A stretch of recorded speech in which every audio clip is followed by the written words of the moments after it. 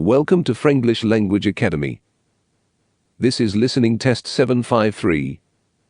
If your typing speed is not so good, please write answers first on paper, and to save time, write numbers from 1 to 40 on paper before beginning listening test. I repeat, if your typing speed is slow, please write answers on paper first. You can type answers at the end of the test. And to save time, pause this audio, take a paper and pen, and write numbers from 1 to 40. All the best. You will hear a number of different recordings, and you will have to answer questions on what you hear.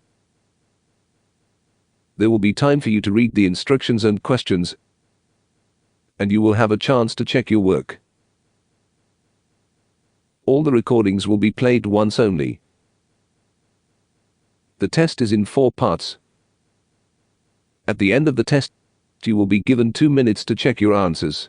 Now turn to part 1.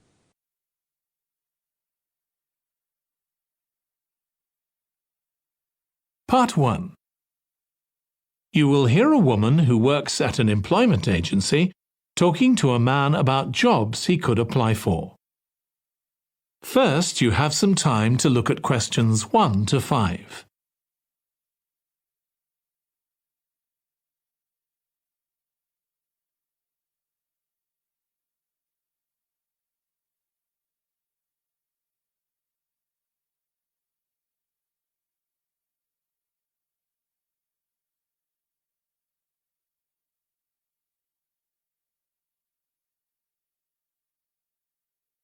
Now listen carefully and answer questions 1 to 5. Good morning. Thanks for coming in to see us here at the agency, Joe. I'm one of the agency representatives and my name's Sally Baker. Hi, Sally. I think we spoke on the phone, didn't we? That's right, we did. So thank you for sending in your CV. We've had quite a careful look at it, and I think we have 2 jobs that might be suitable for you. OK. The first one is in a company based in North London. They're looking for an administrative assistant. OK. What sort of company is it? They're called Home Solutions, and they design and make furniture. Oh, I don't know much about that, but it sounds interesting. Yes, well, as I said, they want someone in their office, and looking at your past experience, it does look as if you fit quite a few of the requirements. So on your CV it appears you've done some data entry? Yes. So that's one skill they want. Then they expect the person they appoint to attend meetings and take notes there. OK. I've done that before, yes. And you need to be able to cope with general admin. Filing and keeping records and so on. That should be OK. And in my last job, I also had to manage the diary. Excellent. That's something they want here too. I'd suggest you add it to your CV. I don't think you mentioned that, did you? No. So, as far as the requirements go, they want good computer skills, of course, and they particularly mention spreadsheets. That should be fine. And interpersonal skills, which would be something they'd check with your references. I think that should be OK, yes. Then they mention that they want someone who is careful and takes care with details. Just looking at your CV, I'd say you're probably all right there. I think so, yes. Do they want any special experience? I think they wanted some experience of teleconferencing. Oh, I've got 3 years' experience of that. Let's see. Yes, good. In fact, they're only asking for at least 1 year, so that's great. So is that something that might interest you? It is, yes. The only thing is, you said they were in North London, so it would be quite a long commute for me. OK. Before you hear the rest of the conversation, you have some time to look at questions 6 to 10.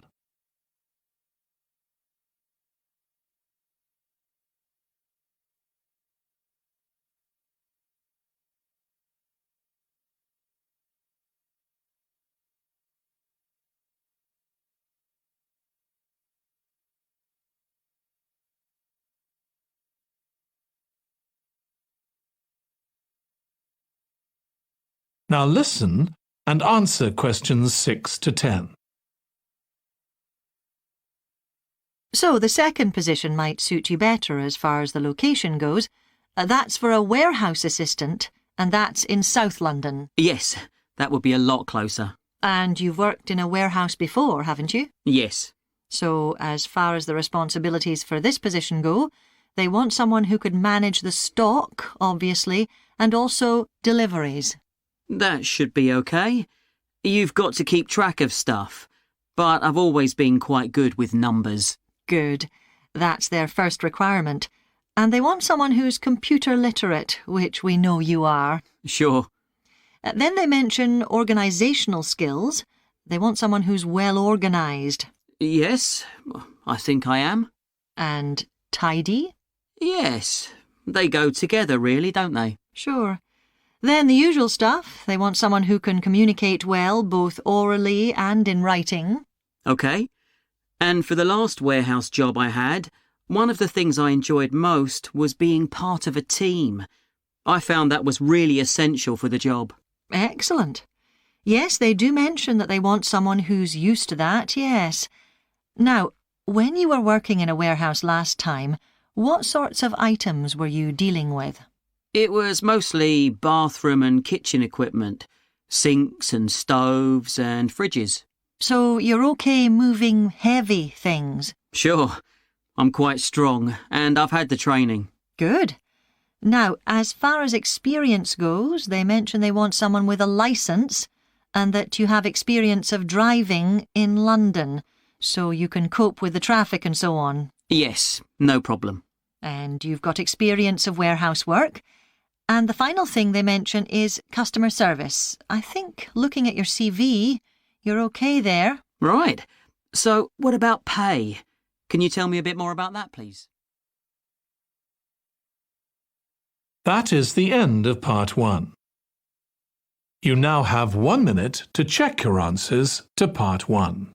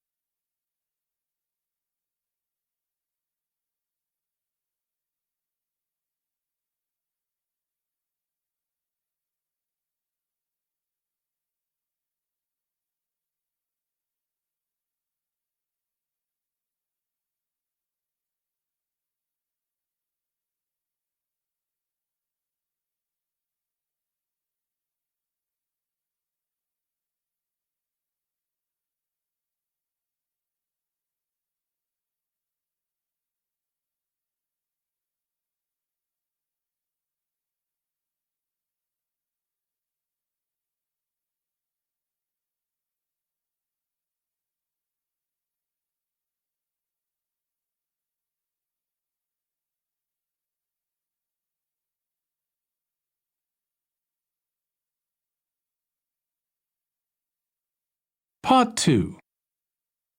You will hear a woman called Alice Riches talking on the radio about a scheme which involves closing streets to traffic to allow children to play. First, you have some time to look at questions 11 to 16.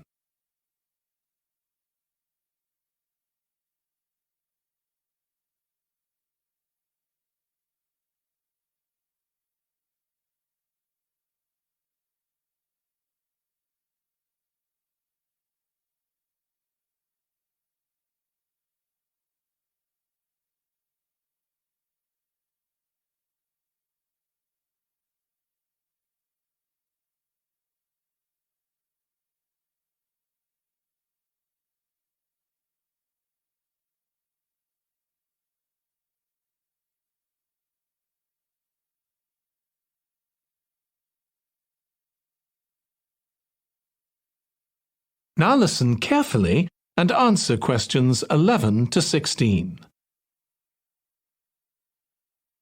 My guest on the show today is Alice Riches, who started the Street Play scheme where she lives in Beechwood Road.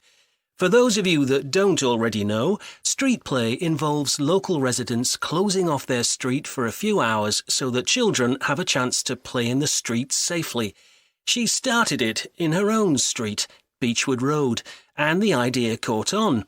And there are now street play schemes all over the city. So, when did you actually start the scheme, Alice? Well, I first had the idea when my oldest child was still a toddler.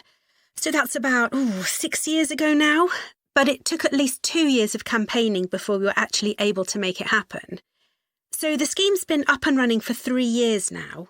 We'd love to be able to close our road for longer, for the whole weekend, from Saturday morning until Sunday evening, for example.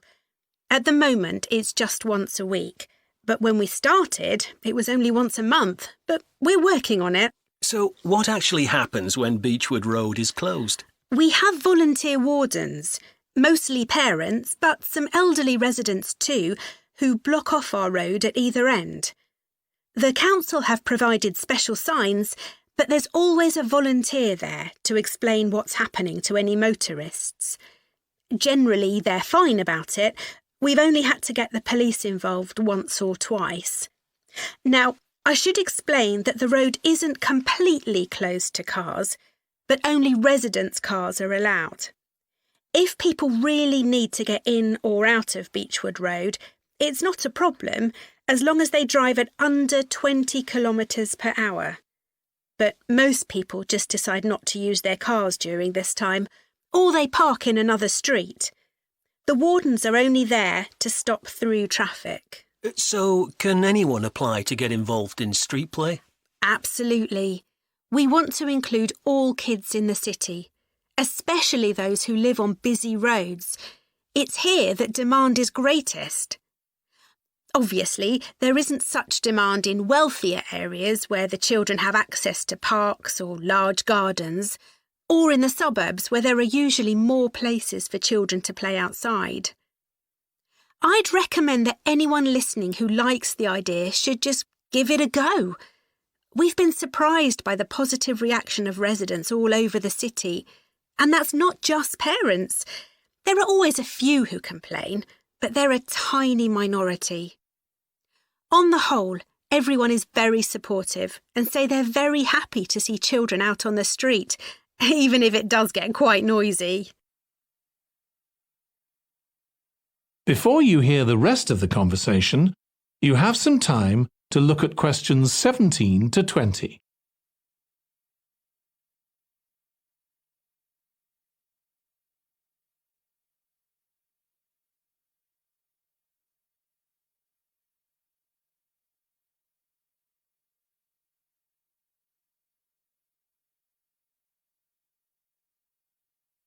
Now listen and answer questions 17 to 20.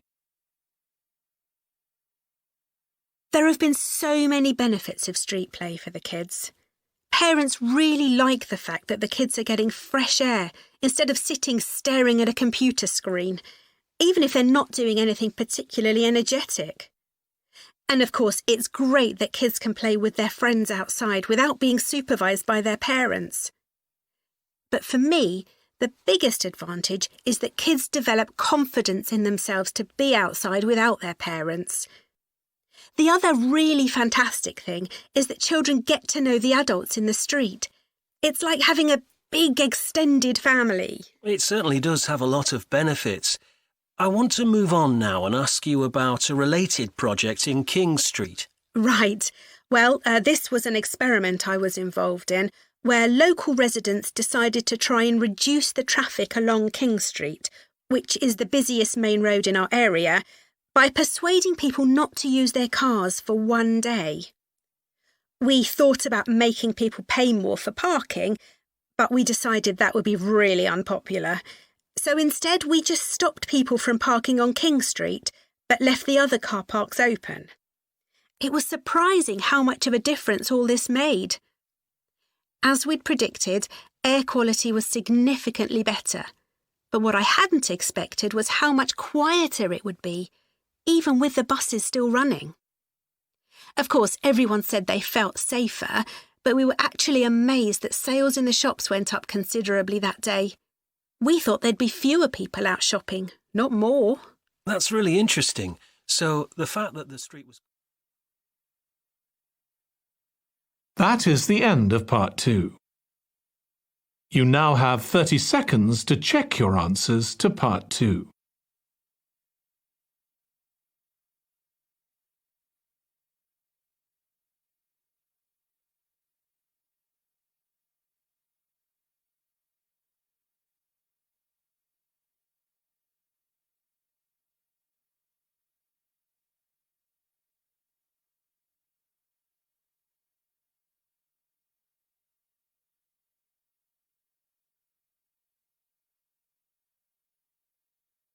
Part 3. You will hear two students, called Hazel and Tom, talking about Hazel's media studies assignment. First, you have some time to look at questions 21 to 26.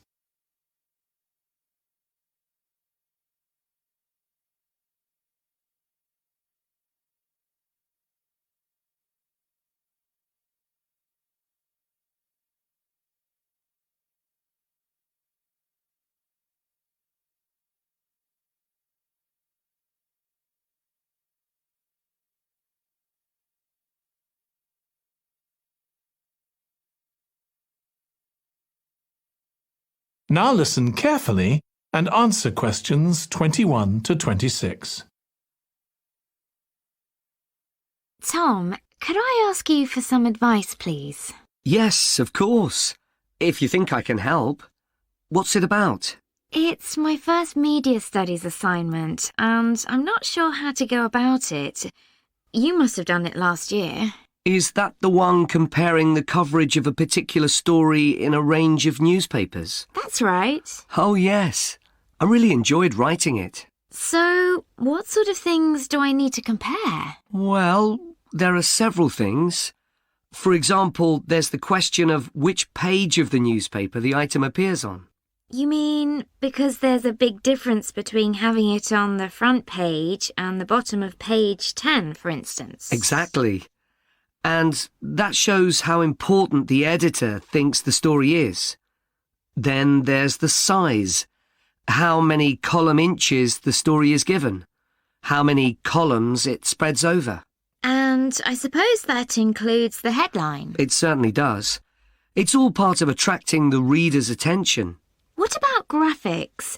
Whether there's anything visual in addition to the text? Yes, you need to consider those too, because they can have a big effect on the reader's understanding of the story. Sometimes a bigger effect than the text itself. Then you'll need to look at how the item is put together. What structure is it given? Bear in mind that not many people read beyond the first paragraph. So what has the journalist put at the beginning? And if, say, there are conflicting opinions about something, does one appear near the end where people probably won't read it? And newspapers sometimes give wrong or misleading information, don't they? Either deliberately or by accident. Should I be looking at that too? Yes, if you can. Compare what's in different versions. And as far as possible, try and work out what's true and what isn't. And that relates to a very important point. What's the writer's purpose? Or at least the most important one, if they have several. It may seem to be to inform the public, but often it's that they want to create fear or controversy, or to make somebody look ridiculous. Gosh, I see what you mean. And I suppose the writer may make assumptions about the reader. That's right. About their knowledge of the subject, their attitudes, and their level of education, which means writing so that the readers understand without feeling patronised. All of that will make a difference to how the story is presented. Before you hear the rest of the discussion, you have some time to look at questions 27 to 30.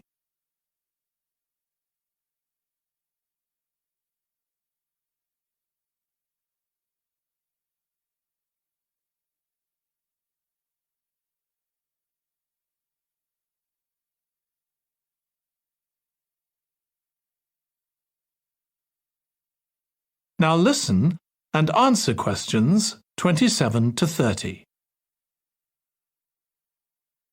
Does it matter what type of story I write about? No.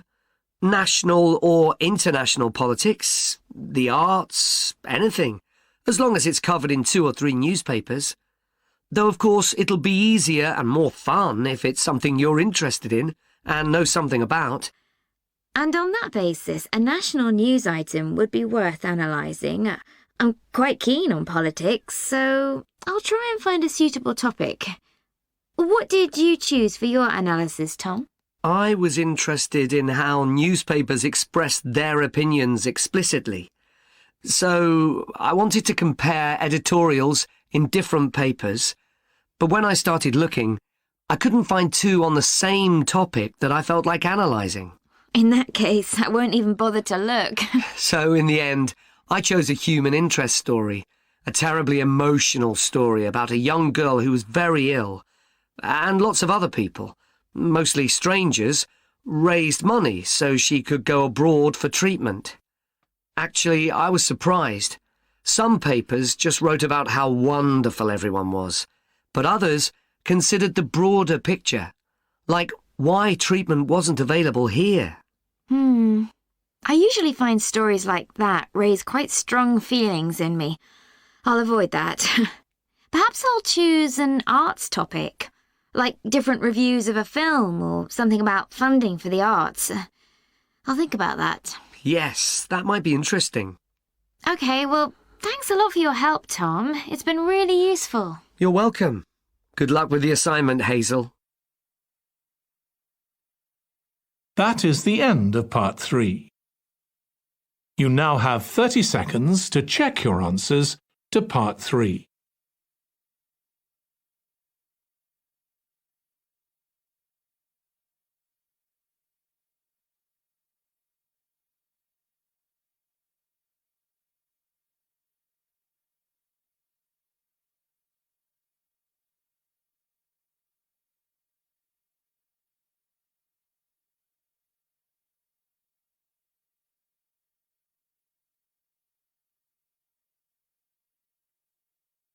Part 4. You will hear part of a lecture on the early history of keeping clean. First, you have some time to look at questions 31 to 40.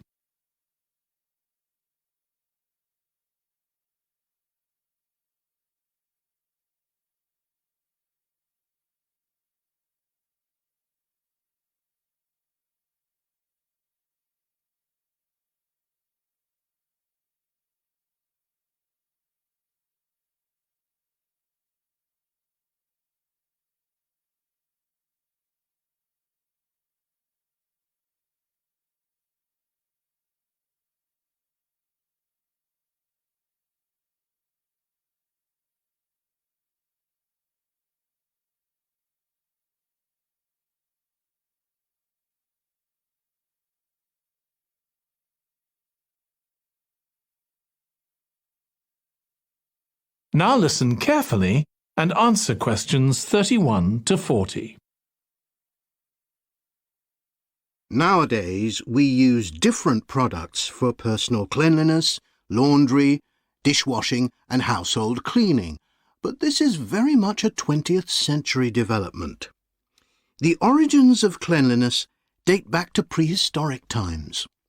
Since water is essential for life, the earliest people lived near water and knew something about its cleansing properties, at least that it rinsed mud off their hands.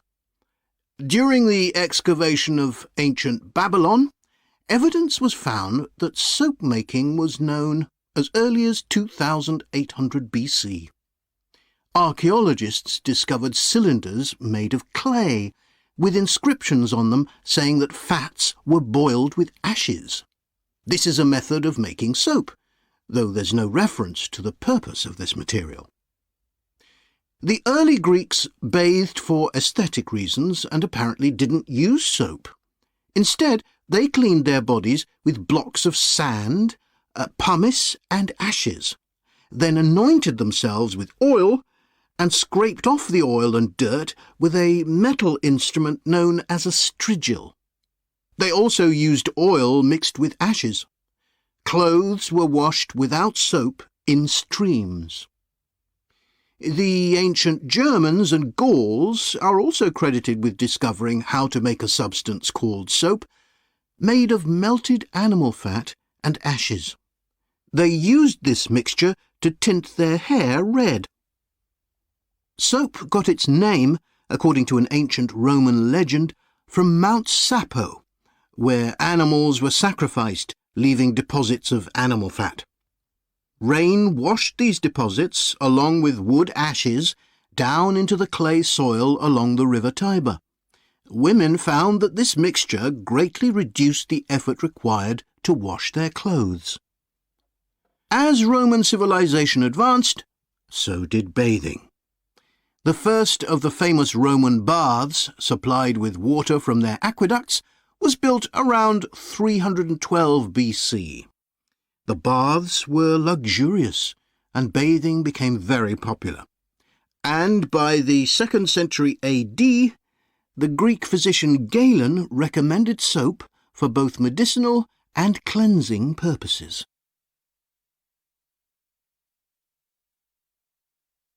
After the fall of Rome in 467 AD and the resulting decline in bathing habits, much of Europe felt the impact of filth on public health. This lack of personal cleanliness and related unsanitary living conditions were major factors in the outbreaks of disease in the Middle Ages, and especially the Black Death of the 14th century. Nevertheless, soap-making became an established craft in Europe, and associations of soap-makers guarded their trade secrets closely. Vegetable and animal oils were used with ashes of plants, along with perfume, apparently for the first time. Gradually, more varieties of soap became available for shaving and shampooing, as well as bathing and laundering. A major step toward large-scale commercial soap-making occurred in 1791, when a French chemist, Nicolas Leblanc, patented a process for turning salt into soda ash, or sodium carbonate. Soda ash is the alkali obtained from ashes that combines with fat to form soap. The Leblanc process yielded quantities of good quality, inexpensive soda ash. Modern soap making was born some 20 years later, in the early 19th century, with the discovery by Michel Eugène Chevreul, another French chemist, of the chemical nature and relationship of fats, glycerine, and fatty acids. His studies established the basis for both fat and soap chemistry, and soap making became a science. Further developments during the 19th century made it easier and cheaper to manufacture soap. Until the 19th century, soap was regarded as a luxury item and was heavily taxed in several countries. As it became more readily available, it became an everyday necessity, a development that was reinforced when the high tax was removed. Soap was then something ordinary people could afford, and cleanliness standards improved. With this widespread use came the development of milder soaps for bathing and soaps for use in the washing machines that were available to consumers by the turn of the 20th century. That is the end of Part 4. You now have 1 minute to check your answers to Part 4.